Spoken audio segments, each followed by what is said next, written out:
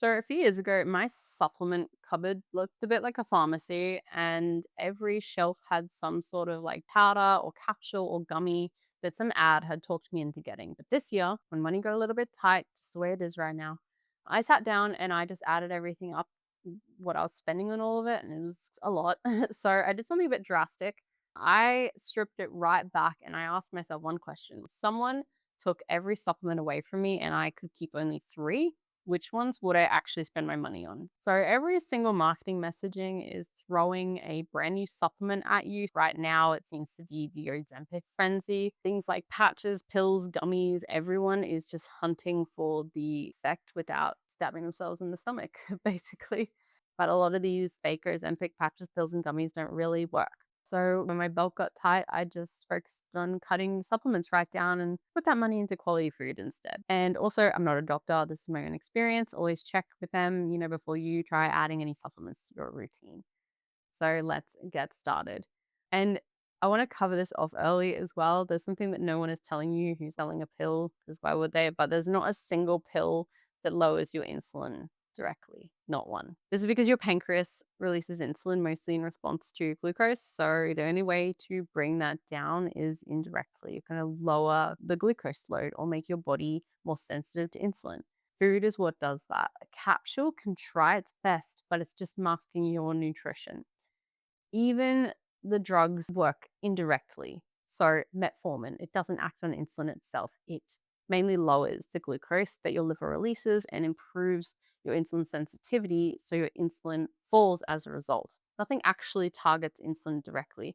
And that's not a reason, not to take metformin if your doctor is recommending it, but it's just an example. Now, supplements are the icing, not the cake. If your nutrition and your sleep and your training are a 3 out of 10, no supplement is going to turn that into a 9, which is exactly, what the metabolic method is built on.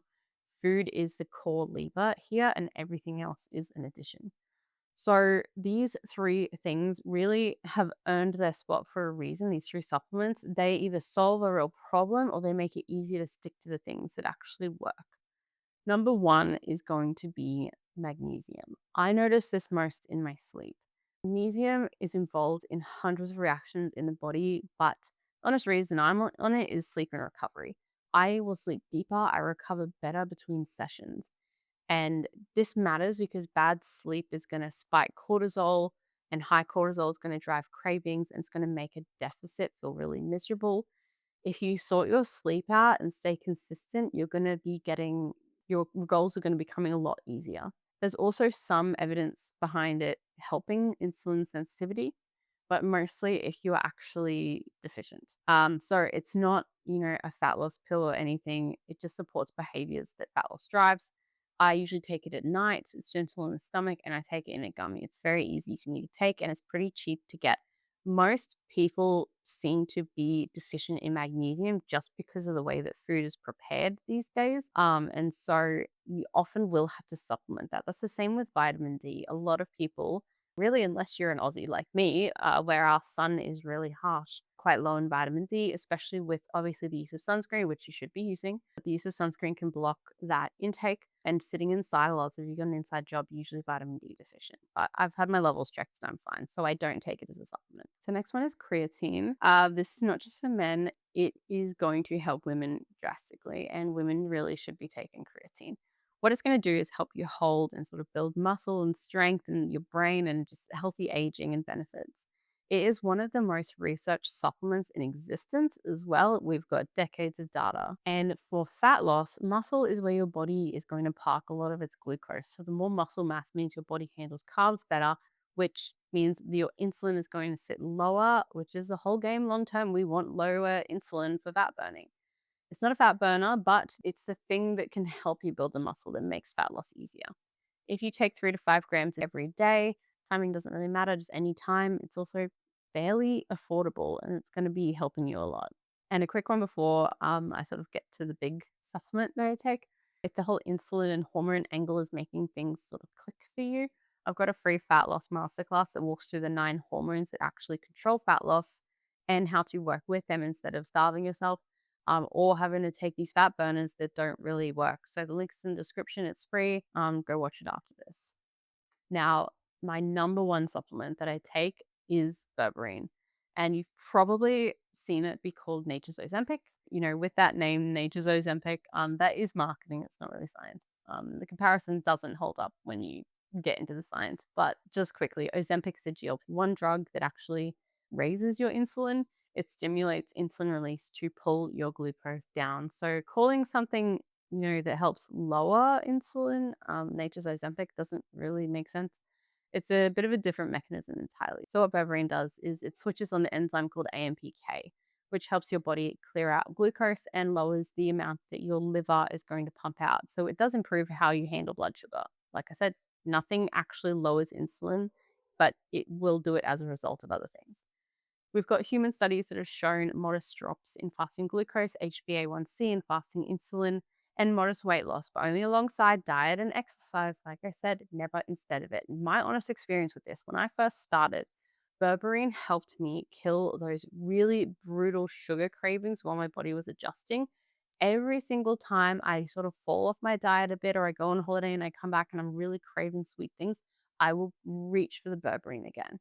And that is going to help me so much to lower it down. Also, when I wore a continuous glucose monitor, I tested food with and without berberine, and I had way less of a spike when I took the berberine, even if I'd just taken it at the start of the day and I ate the same food and then I ate the same foods the next day, but without the berberine, it consistently helped me lower throughout the whole day.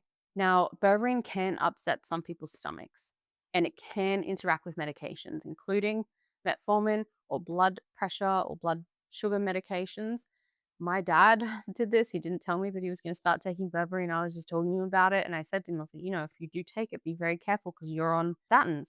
And he was like, oh, okay, well, like, I'll see how I go. He started taking it. And then he was like, oh my God, my blood pressure went way too low. I was like, oh, please just listen to me next time. This is really honest. Talk to your GP first if you're on anything like that. I can't coach you through a screen. I don't know your blood work, your history, medication. So this is all just general. Then I have got some honorable mentions because I do keep other things in my diet.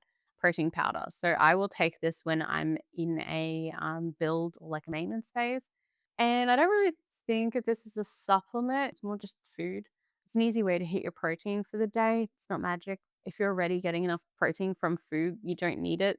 I often don't take it if I have already hit my protein for the day. There's really no need. And like I said, I wouldn't use it in a cut because it's going to increase my insulin a bit too much. And I wouldn't want to drink my calories when I could be eating them and feeling a bit fuller for longer while I'm in a cut. Next, then we've got like collagen. This one, I go on and off collagen. It's purely because I'm hypermobile. So the tendon, sort of, and the ligament research is promising for someone like me with collagen. It's not a weight loss supplement whatsoever. And for the average woman trying to lose fat, it wouldn't make my three, top supplements. It's just worth exploring if you do have hypermobility like me. Just don't expect it to do anything on the scale. Then pre-workout, I still drink it, but that's because I just got used to taking it. And I will take that instead of a coffee before I hit the gym. So it's just a little ritual of mine and it's just a habit. And I'll add my creatine to that. So I sort of use it as a way to get my creatine in first thing in the morning. Do you need pre-workout? No, I just like it.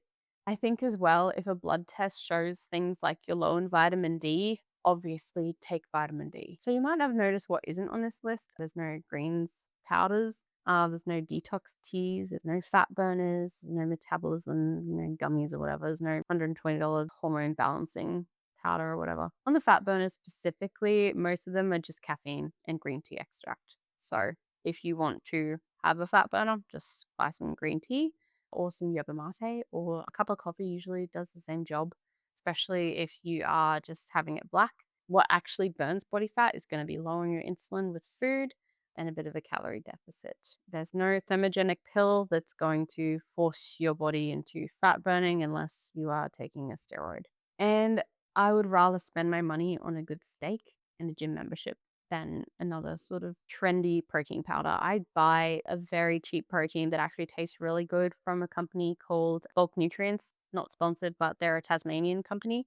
They deliver really fast, and they're the only one that I can stomach because I'm really sensitive to the taste of protein. So what happened when I started buying every trendy supplement, I saved a bunch of money. I got my routine a lot simpler and I lost 15 kilos because supplements were not the thing that was going to do the work for me.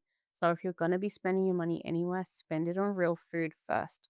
Get your protein up, get your sleep sorted as well, get some resistance training in. Then, if you've got a real problem on a blood test that shows you're deficient in something, add that in, and that's it. That's the whole strategy. And if you want the piece that actually moves the needle, the food and the hormones, I've got a free masterclass below that breaks down the 9 hormones that are running your fat loss and fat burning in your body, and also my metabolic method guide below, where I walk through all of it properly week by week. And also, if you are keen to start out with the nutrition side of things, you're going to want to know about the 5 meals I ate on repeat to lose 15 kilos.